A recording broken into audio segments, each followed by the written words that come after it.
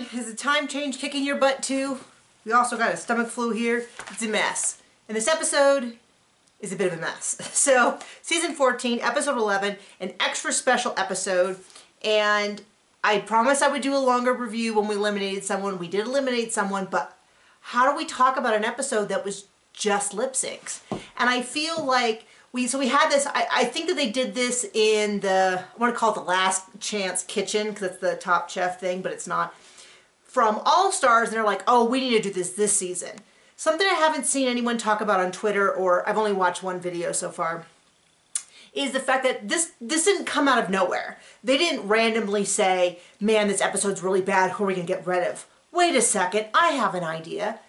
They knew this from the beginning. They planned that one of these episodes was going to be this mega lip sync like they had last season, basically with Silky Nutmeg Ganache. And so I feel like now maybe it was just sort of like, okay, we have to do it before this, you know, somewhere. We're going to wait until someone flops. And they had a lot of episodes that people could flop on. I mean, there's a lot of episodes they could have flopped on, and they're like, well, and maybe it was loose and they were going to say, we don't know how many people we'll put into the bottom. We'll put it in at least, based on how it went, at least 6.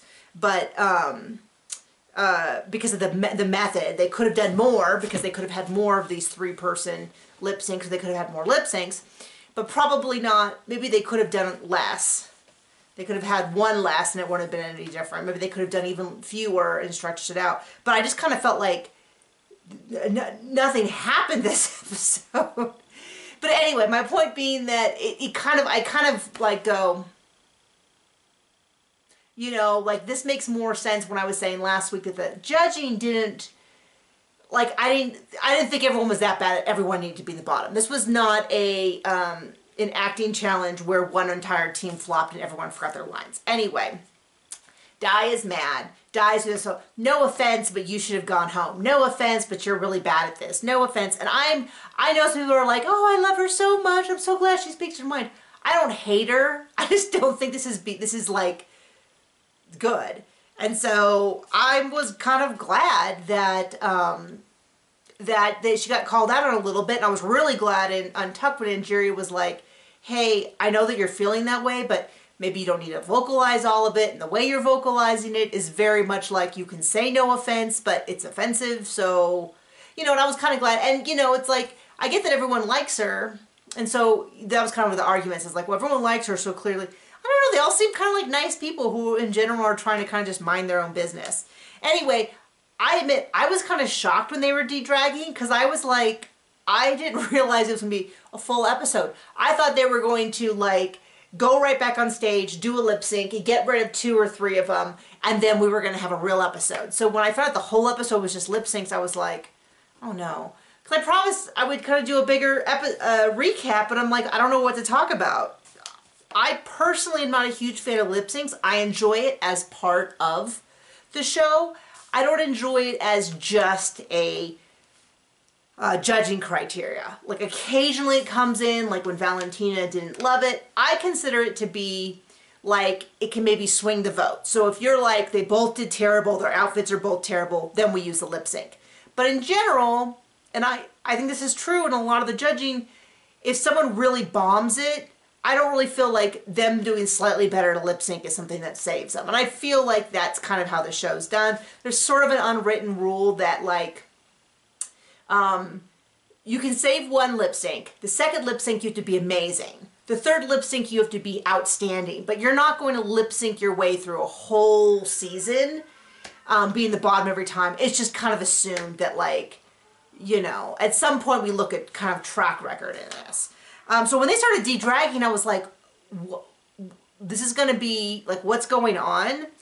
Bosco's very frustrated, and I'll notice that Bosco's frustrated with her own failure, whereas Di is really frustrated with, why didn't someone else go home? I'm so great. They talk about Jasmine, or George's is punching the ghost, and all that. So, next day they come in, they all have to get in drag. I'm a little bit like, Deja better have pulled out the worst drag she has left, because they're getting low. They all have to pull out new drag, there's no theme. they get up on stage. Well, they get up on stage and they're like, okay, bye, bye, Deja, see ya. And she like just gets to go back, put up her feet, watch it on a TV show. They get to pick a ball. It says JK, and so my first thought was, just kidding? Like, what's going on? Are they not doing this? And it was only when Jasmine raised her hands that I was like, oh, okay, never mind. Sorry. I was like waiting for like an additional twist. Gets to pick who she goes against Deja. Might as well. Deja, I'm sorry. Daya. When it's written, the shape of it and all that gets my head confused. Anyway, Deja, Diabetti, I'm going to say the whole name, Diabetti. And someone pointed out, Diabetti went home like on the first or second episode, the first episode she was on. So she's awful arrogant for someone who went home first. Anyway, Diabetti gets to pick the song. And all of a sudden everyone's like, oh, oh, this really changes things. I mean, I guess so, but you had to pick someone. I don't know that it would change how you would pick someone, right? I mean, I guess if you have a very narrow niche, then you would, and everyone knows your niche, that would be a little different. But I think in general, she picked, this is the thing. Jasmine's been on the bottom a lot. So in my mind, it's time for her to go if she ends up in the bottom, and she ended up in the bottom. And that's not because I dislike Jasmine. I like Jasmine. It's just a matter of that's how the game is played. Same with Georges. Georges has been in the bottom. I'm ready for Georges to go too. That I'd have to look at the numbers to see whether that's just in my head or not. But Georges was in the bottom of the episode before. Anyway, she picks Respect by Aretha Lincoln. Anyway, the way it's going to work is whoever wins gets to go in the back with Deja, and whoever loses goes to the back, and they're going to keep kind of doing these pairings until, at the end, you're down to one person, and that person goes. Anyway, up next is Willow. Willow picks Bosco because he thinks Bosco will pick a song similar to what Willow wants, and Willow knows what song now. The options are, he knows what she wants. People on Twitter act like this is the most genius move they've ever seen. I don't know that it was, it was smart, but people really act like this is like four-dimensional chess. And I'm like, there was a couple options. I don't think she wanted to go against Georges. And then that leaves her with, anyway. So she's down to, she makes a smart choice. Bosco picks a song she wants. And anyway, but people are like, and I love Willow, but this was smart. But the way people talk about it was like she got her PhD in drag raceology. Anyway, they do Luther Vandross. Willow wins. Bosco's in the back. Then that leaves Georges, Lady Camden, Angeria. Georges gets a picks Radio by Beyonce. Whole lot of discussion about that too. Anyway, I'm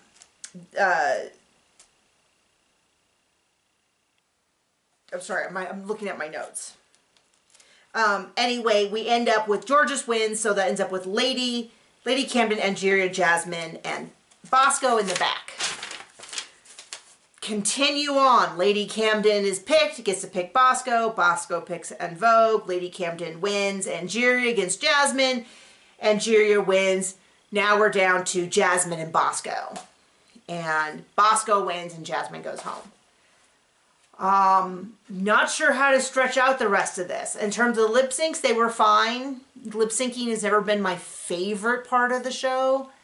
I can tell a really great lip sync. I can tell a really bad lip sync. And other than that, I kind of usually just go, I'd rather, this is probably me as a competitive reality person, is that I prefer the jokes and the jabs I do enjoy the performances, but I prefer the performances that have a little bit more personality, the ones that either they make themselves or whatever. So that's the episode. Someone did go home. That's very exciting. Someone did go home. This is episode 11. 11. And we came into it with 8 people. We are now down to 7. Episode 12. I feel like I've been watching this show since the dawn of time. I love it. I normally do not complain about long seasons, but it definitely feels like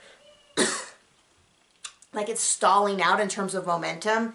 It feels like they're trying to, it feels like they're grinding everyone down to a degree to where everyone's losing a little bit of their sparkle. Not a criticism. They've just been doing this for so long that it's like, I feel like the show is saying, we're not going to let you get to a finale until everyone's exhausted from all of this and we've exposed every weakness. No, I kind of like it when you hit and you love everyone so much still, because, and everyone who goes home, you feel like, I wish they had stayed longer. You know, it's like, I just feel like this lip sync, I just felt like the weight of it, that's just, and that's not a criticism of them, that is a criticism of the setup, which is at some point there's a breaking point, and it felt like this lip sync really just knocked the shine off of everyone. So I'm hoping we have a super fun episode.